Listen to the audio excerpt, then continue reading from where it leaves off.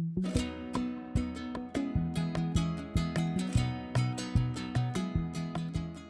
we've just been for a walk, a very quick walk down the coast here. As you can see, beautiful surroundings. We've picked up 2 of our wild and foraged ingredients. We've got sea beet and sea purslane, and what better to go with it than fish.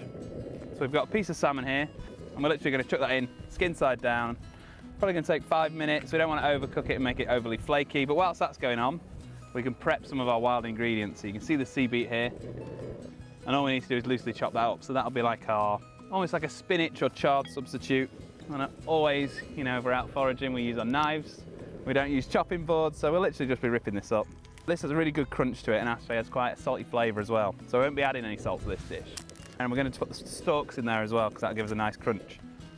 So the sea beet is just loosely chopped, and then the next wild ingredient we've got is something called sea purslane. And if anyone's seen that come through in the coastal mixes, it's one of my favourite coastal ingredients.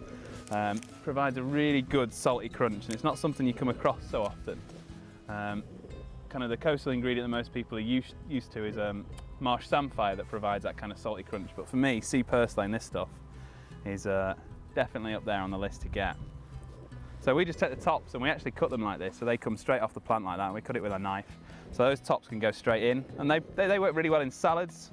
We're going to quickly wilt it down here, but not do too much to it.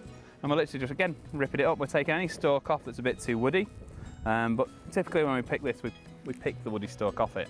So the bit you're getting is the fresh succulent part. So the salmon's taking a little longer than we expected, obviously because we're out in the wind and it's affecting our stove here.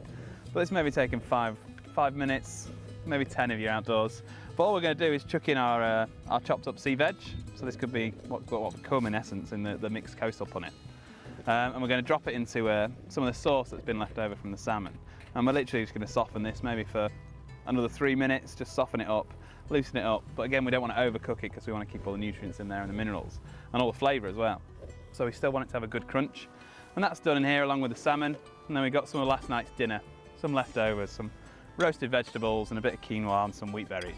So we're just going to chuck those on top. That'll give us a delicious crunch. We're going to pop our salmon on top. If you had a really nice salad dressing or something, you can chuck that on as well. But for me, I quite prefer, you know, quite plain, quite simple. Very nice, very tasty.